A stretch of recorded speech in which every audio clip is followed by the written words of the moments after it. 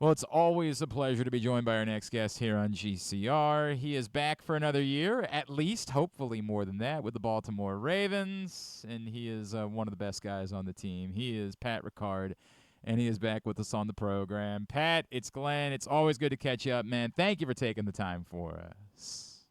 Yes, always. Thank you for having me. Hey, man, my wife and I got a cat. This is a new world for me, bro. Like, this is a totally different experience. I'm sitting trying to do work at night, and this cat just like hops on me right in front of my laptop and is like, "No, this is my world that you're living in. Like this is the way it's gonna go." And I'm adjusting to it. I would just say it's been a little bit different for me. Yeah, you got to get used to it. When that's the cat space now, you just got to accept it. But that's awesome to hear. I know it's people don't know what to expect when they get a cat, and then eventually they just fall in love, and that's a beautiful thing to hear because I I love my cat. I So know. hopefully, I know you're a cat guy. I would tell you that I didn't think I was a cat guy. I can already feel that like we're cool. Like it's all right. But hmm it's just that like my dog wants attention. My cat needs attention. Like it's sort of the different way that goes. Like my dog is gonna be like, "Hey, I'm here. It's time for some belly rubs." My cat is just going to throw herself right in front of me and say, "There's no alternative here. This is my world." no, no, it's either or with the cat. They either don't want to be anywhere near you, or they want to be all over you. That is the understanding that I have been given on this. So we will see how it hmm goes. You have a full house at this point, right? Like you've got a little bit of everything going on in your house. What's going like catch me up A little on bit. like how is life like? How's being a dad, the whole thing? Like what have the last couple years been like?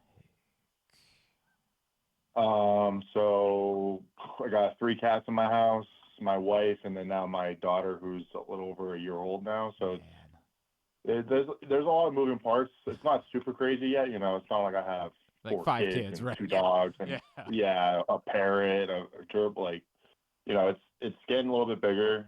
But it's been awesome. The off season has been nice. Went on a little vacation with the It's family. awesome. At the Pro Bowl. That was super cool, super fun, and then just been kind of relaxing, just traveling a little bit. Training, just seeing friends and family I haven't seen in months. But it's been good. I can't complain. A That's awesome. lot of joy in my life right now. Has it changed you as much as you expected it would? Like I remember us talking about this last year. Like did becoming a dad impact you? I had a million people tell me like your life is literally never going to be the same, and I was like, all right, dude, like settle. People told me that about getting married, and getting married, like your life didn't change at all, like even a little bit from one day to the next. Like my wife just had a different last name. That was basically the only difference. But everybody tried to warn me about becoming a dad, and they were like, dude, you were about to, you won't even remember life before this. And they were 1,000% right about that. Like they've never been more right about anything along those lines. Was it the same way for you?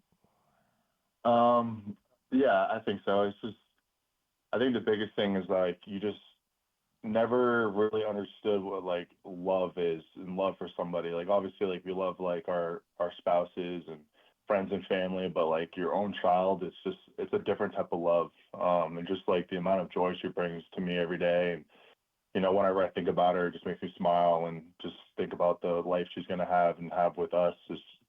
It's just it's like a really strong emotion, and I think that's like been the biggest thing. And my wife and I are already kind of homebodies, so like we like to do stuff, but like we enjoy being home. So having a baby didn't really affect it too much. I know Mm-hmm. people who love to go out all the time, every weekend they need to be doing something or traveling all over the place. Like that slows down when you have a baby. So hasn't been that big of adjustment. Obviously, it's you got to find a sitter or a family member to watch the baby when you want to go do something together. That's the only big adjustment, I guess, at this point.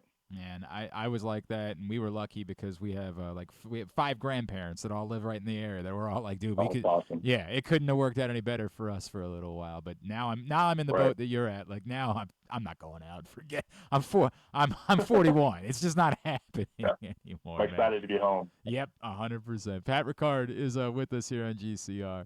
All right, so like when you go through this, do you know like the rest of us are all talking about it like, hey, I want Pat Ricard to be back. I hope that he's going to be back. like, does the organization talk to you down the stretch like, hey, man, this is the plan, this is the way it's going to go? Or did you go into it genuinely not knowing, like, have I played my last game as a Raven at this point? So, throughout my whole career, the coaches and the organization have always shown me love. They've always, told me what they think about me.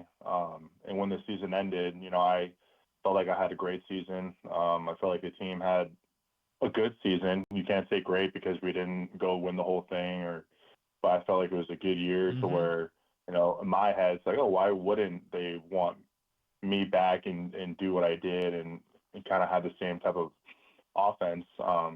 So when the season ended, you start having talks with your agent just to go through scenarios of different things of how free agency can shake out. And I was going to be a free agent. So, you have a couple months leading up into free agency to where you're still under contract.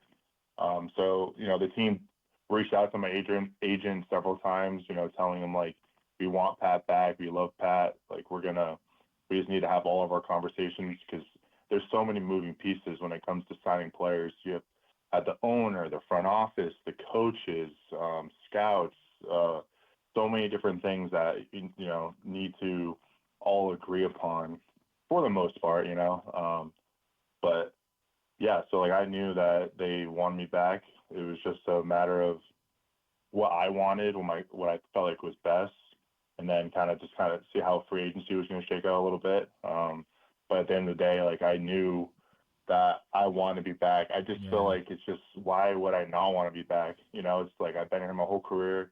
I love the area. I love my teammates, my coaches. The facility is amazing. We're a great team. I have the best quarterback, the best running back in the NFL to play It's with. not bad. It's just, it's just like I was almost just feeling like foolish, like dumb to leave the situation because it's like, it's just, at this point in my career, it's like, why would I want to go live in a new city, new teammates, all this stuff? It would have to be really worth it, like maybe a ridiculous amount of money I just couldn't turn down. Somebody says like at 8 the end of the day, figures. it is a business. I got to take care of myself and my family. Right. But yeah, what's really important for me is winning a Super Bowl and kind of stay with the same team. I think there's a lot of pride and honor to be on the same team for your whole career, especially that a part. team like the Ravens. I'm glad you brought that up because I started thinking about that. Right, like, does that start to resonate with you when you get to a certain place in your career? Does that thought, like, this almost never happens anymore? Like, legendary players end up in other spots. Does it start to become a thing where you're like, dude, I could do something that almost no one gets to do if you were to play your entire career in one place? Yeah, I think it's also my position. Not every team uses my position. Right. So I feel like that also weighs into me a little bit more. But I'm going to year 9 now, and I know I'm not playing football forever. Like, let's be real, people. So I think it's just like a legacy thing. It's like, why would I want to play maybe a year or two at a different place when I can just play every single year on the same team and just kind of have my legacy keep growing with this organization, the community, the team, and that if my career is all said and done and I do end up making the Ring of Honor, that's really important to me. I feel like that's like one of the biggest achievements you can have is to say that you left a legacy with an organization, and especially me growing up from a small area in Massachusetts, went to a 1AA school, like just being in the NFL in general is a dream. Yeah. So then to at some point potentially be considered a legacy player for an organization is just remarkable. It's something that I really think about at this point in my career. Dude, that really gives me goosebumps, you talking about that, man. Like, that, it's a special thing, the way that you're describing it, and that's so cool. The experience last year of getting to do that, obviously you've been with Lamar for a few years. Like, that's not new. But sharing a backfield with him and Derrick Henry, like that laugh that you just had, like I can't get over how unique that must be. How, like, truly cool of an experience. A lot of guys have done a lot of things, right? Lorenzo Neal, I think, was in a backfield at one point with LaDainian Tomlinson and Phillip Rivers. I think maybe for a year. Like, but dude, that is, I can't even imagine what that's got to be like for you. Yeah, it's two future Hall of Fame players that I get to play with, and it's just like what's crazy about those two guys is like going into a game, either one of them can take over the entire game. Like Right. say, okay, this game we can just hand the ball to Derrick 30 times in a row and they're not going to stop him. Or this game we're going to have Lamar drop back pass or have him run the ball more, and Derrick will be kind of sprinkled in there. They still have to worry about him, but let's let Lamar take over this game. It's pick or poison between those two, and then I get to block from them both.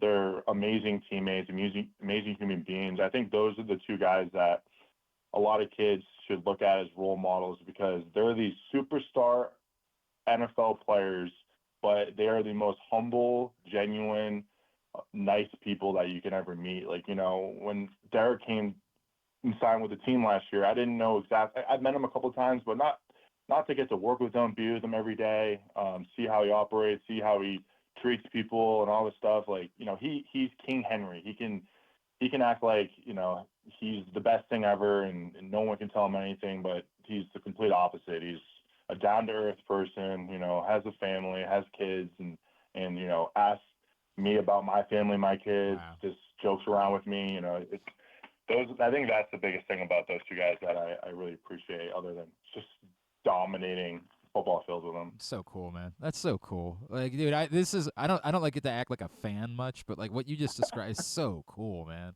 What about did he never got you on the like the kale diet, did he? He never got you to like consider walking around just eating a bowl of lettuce with like no dressing or anything along You those saying lines. Derek? Yeah. No. Yeah, he has a unique diet. I think he said he like doesn't really eat breakfast. It's more of like he eats like an avocado and a banana or something. Right. Right. Something weird, but yeah, I don't know. I mean, it clearly works for him. Oh So no, I would never question that dude whatsoever, not no, even a little bit. no. I remember how cool it was. Like he was like a fan of yours, right? Like he was excited about that, dude. Like you've done so many things, but like I can't even imagine how cool that was. That like he wanted to be on a team with you. Like that's insane, right? Yeah, no, So when he signed last offseason, he did an interview and they brought me up or something in the interview, and he just like smiled, started talking very highly of me, and like I said, at that point, he was on Tennessee's whole career. I was with the Ravens. We played a couple times. We've seen each other a couple of times at the Pro Bowl and Yeah. got to talk a little bit. But like, I didn't know what he thought of me. So for him to say all that, like, it truly was like really cool. I was like, I was sending the video out to some of my boys back home, some of my family, to make sure that it's not King Henry, likes me and stuff. But yeah, it's truly an honor. Guys like him, it's like so much respect for, and for them to have respect for me, it's really cool. That's awesome, man. All right. How is it? How does it end up differently? Like I don't know how you guys handle this. Do you obsess over it? Do you say we got to start thinking now about how a playoff game goes differently? Do you have to ignore it and say we can't obsess over it because that's how things go wrong? Like what? Is there an internal like philosophy within the organization, or is it just dude, just go play football and we'll figure it out when we get to January. We just got to win the game. Yeah. It's definitely frustrating, because it's like we know we're a great team. We know that if we play well, we don't think any team can beat us. It's always been the Ravens that have beaten the Ravens. I don't know. I don't think you can obsess over the playoffs and we got to do this, we got to do that. And I don't think we were like that this year. I felt like our first game we played really well against the Steelers. It was a home game, and then I went to Buffalo. We just didn't play our best. We just had too many mistakes, and I think that's just how football is. It's any given Sunday, any given day. You play in snow, rain, super hot, super cold weather.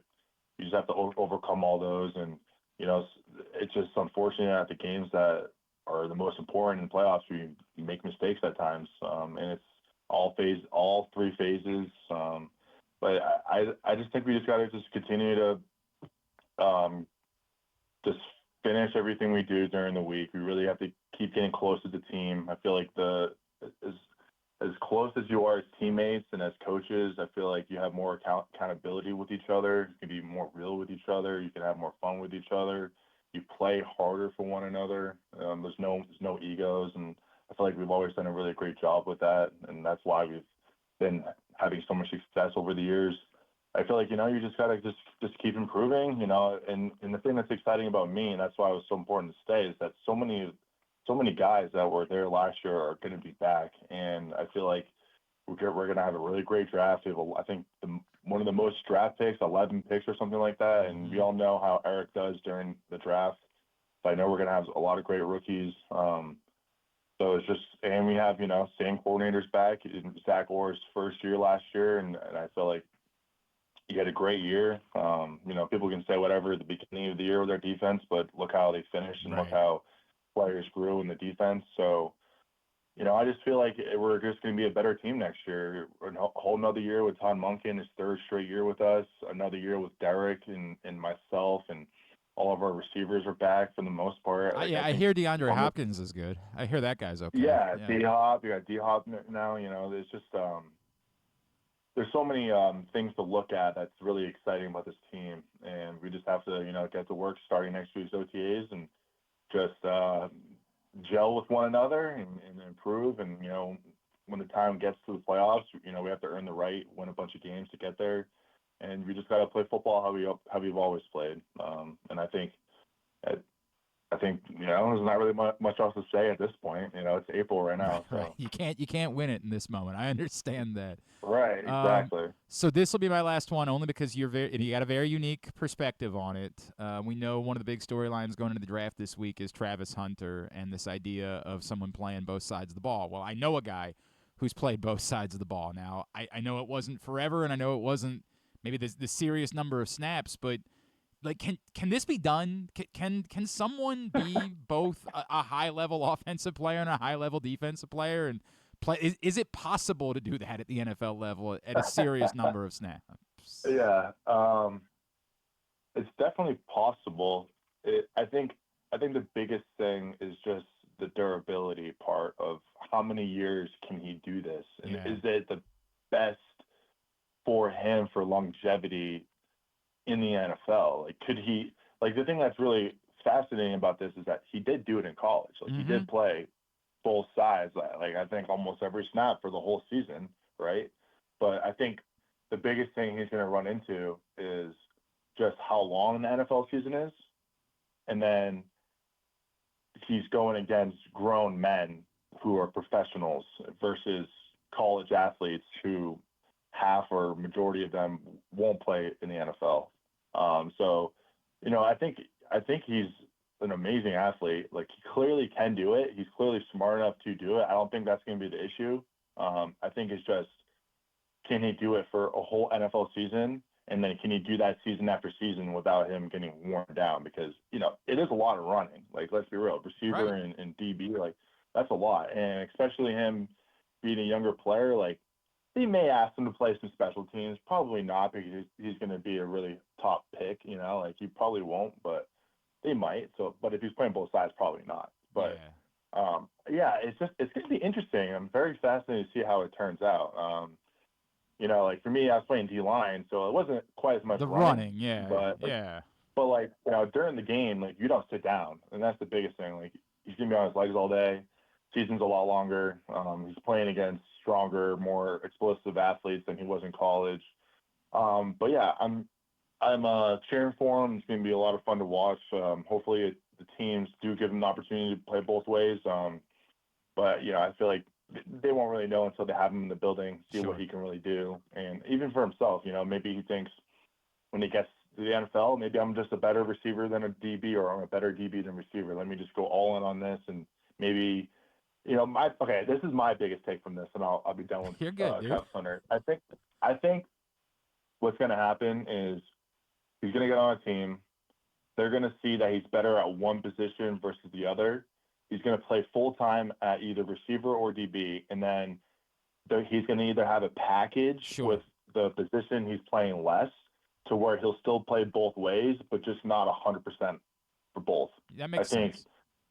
yeah, I think that will help him with his durability. He's not going to be quite exhausted during the games, but he can still help on both sides of the ball. I feel like that's probably what's going to happen. But hey, you never know, man. This dude, he won a Heisman. He was doing it in college, so he might just say, "I'm going to prove everyone wrong. I'm just going to be a dog and just never come off the field." That's what I want to do, right? Like I want to make history. Yeah, I want to be different than everybody else. I am fascinated right, by it too, man. Like I think I think there's a lot of guys that would probably tell you, like, I believe I could have done, like, there are probably a ton of receivers who are like, hey, man, I probably could have played defensive back. Like, I had the skill right. set to do it. It's just that we didn't do things that way. I think it'd be fascinating to see it play out that way. I really do. Right. Brother, I appreciate you. I'm very happy that you're back for another year. I always appreciate everything you do for our community, and hopefully there'll be more. I know Tyler Linderbaum has now joined the Softy family, Yep. I which know. is I saw that. It's awesome. that's awesome. Hopefully we'll be seeing you guys out. I know we're going to be doing a homecoming in July. Pat Ricard, anything that I can plug for you? Um, I mean, not much these days. It's all on my website, thepatrickricard.com. I'm not doing my cameo right now. I usually do it, but I just wanted a nice little break in the off season, so that'll eventually be back. But no, just go Ravens and let's do it. Go get some shirts right now, thepatrickricard.com. Thank you, buddy. Let's talk soon, all right? Yep. Thank you.